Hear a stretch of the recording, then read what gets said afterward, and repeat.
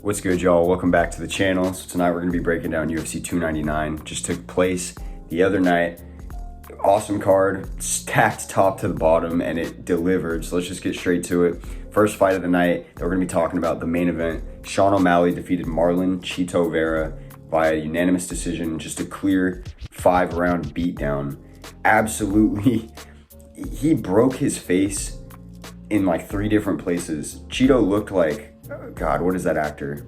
Somebody put it down in the comments if you know what I'm talking about. He looked like a certain actor so much because his face was so morphed from all the hands and the knee, mainly that knee though. Holy shit. Sean landed such a crisp knee in like the second round of the fight. He also dropped Chito. The stats said that he's still never been dropped in any fight, but that's bullshit. I watched him drop to a knee after getting clipped pretty clean with like a straight right hand or a hook or something like that. But he put down Chito, and I mean, aside from that, he really put to bed the whole Chito won the first fight narrative. Really drilled in the fact that it probably was a fluke, because even in that first fight, Sean was piecing him up the way he was in this fight. You know, years ago when he wasn't this talented, he was still beating his ass. Even on one leg, he was like dancing around and kind of whooping on Chito. Chito just, you know, found a way to win it last time, mainly with that leg kick that damaged the peroneal nerve. Overall, I'm not surprised at this outcome. I didn't even feel like Chito really deserved the title shot. He doesn't have enough pressure or damage on fighters that are under the age of 35. Like, you don't ever see him melting somebody or knocking somebody out that isn't super weathered or just already kind of chinny in somebody like Dominic Cruz, who's literally swinging all of his momentum in one way to help you knock him out. That's like a car crash. I don't really feel like that was much of Chito's power being, you know, called into play. Overall, great fight though. It wasn't like the most entertaining of a main event, but it was cool to watch Sean just put on a striking clinic. And then afterwards he calls out Ilia Topuria. I wanted him to call out Merab, just fully call him out. You know, he did kind of bring him up after, but I wanted him to just embrace it, Sean. I know you're a little bit scared that he's gonna be shooting for the nuts and you're gonna have a hard training camp.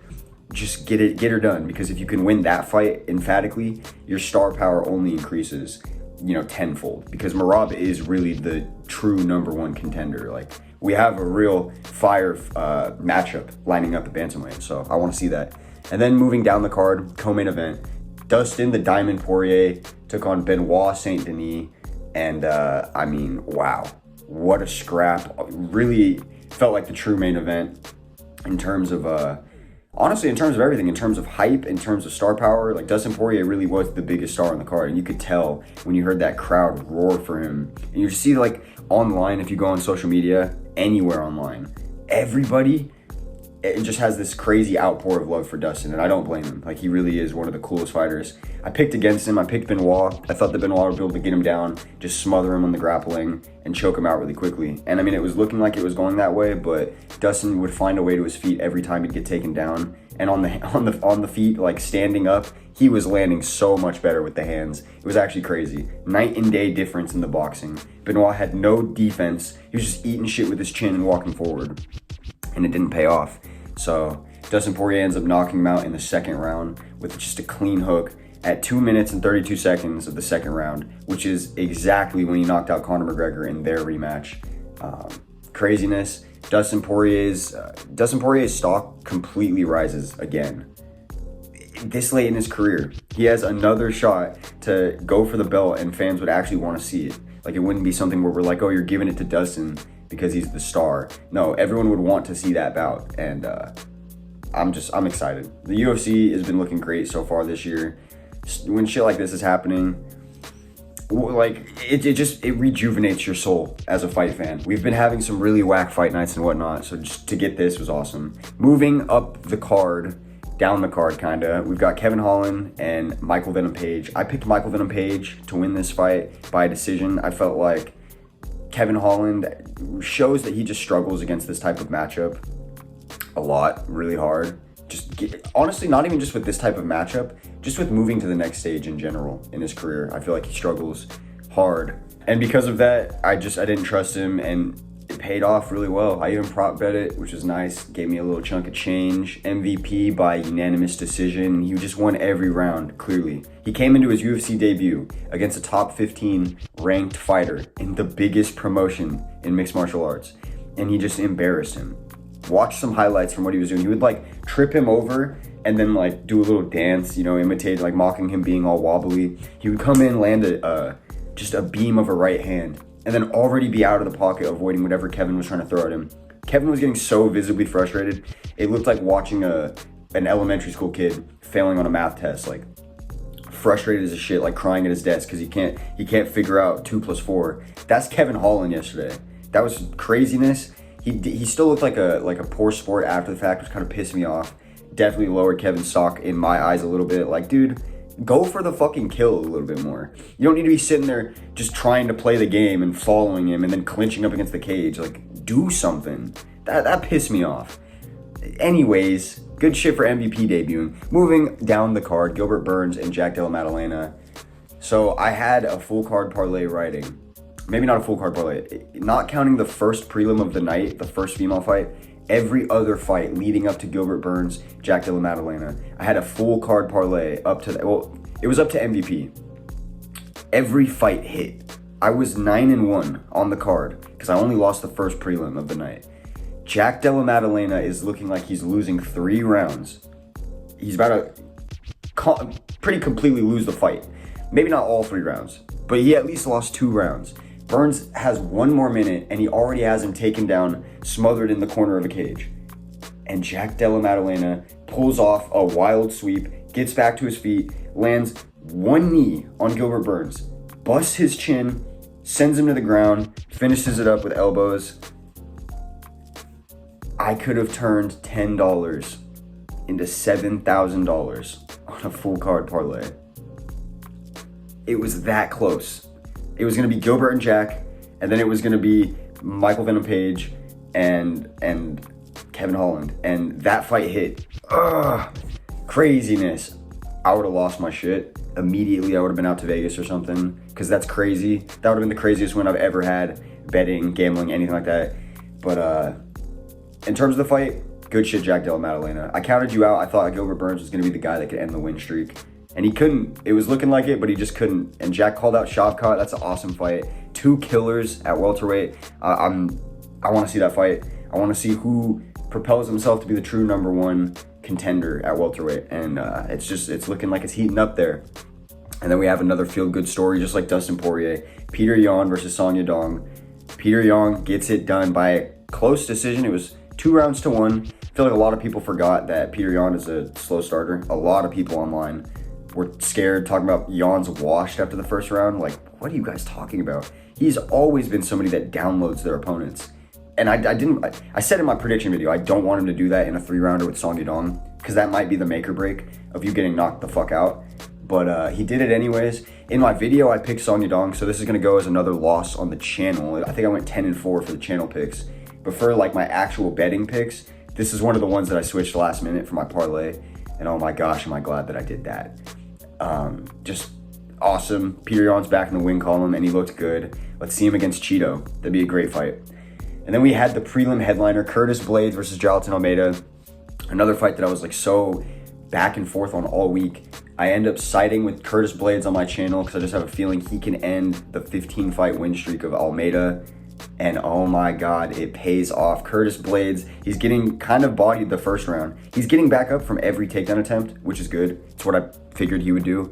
But Jailton was kind of just smothering him, really trying to bully him like he bullies everyone else. But just like I predicted it, ladies and gentlemen, Curtis Blades is going to be able to, withstand all of that, keep getting back to his feet. Jailton's going to eventually get tired and confused how he's not able to just manhandle Curtis like everybody else.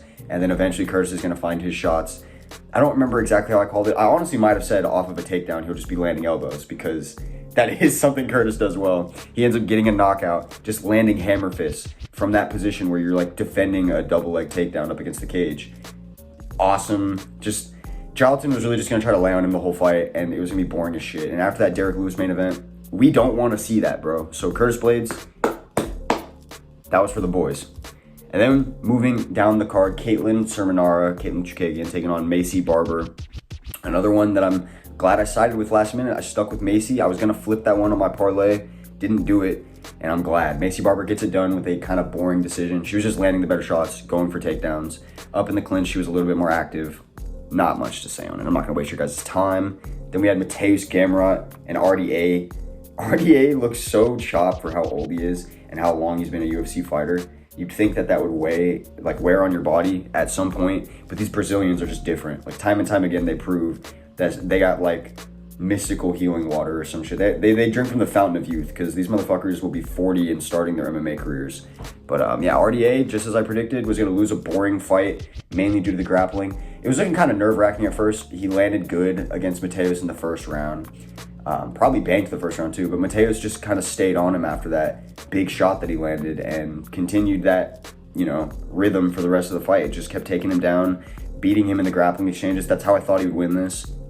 I was nervous because on the feet, for some reason, he gets caught against these older fighters. Like when he fought Beneil Dariush and lost.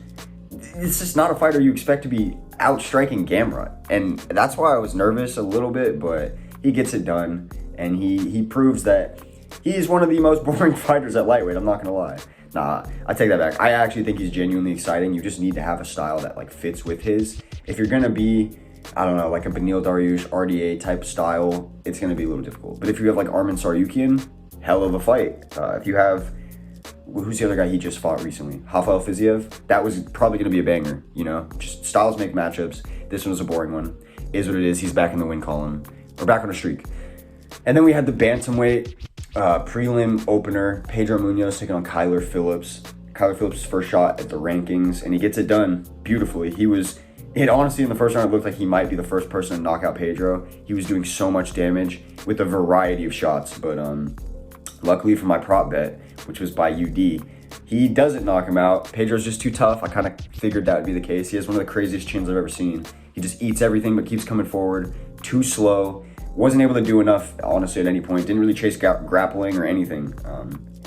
He should have, for sure. But either way, Kyler Phillips, Sean O'Malley, Mario Bautista, what's the other guy?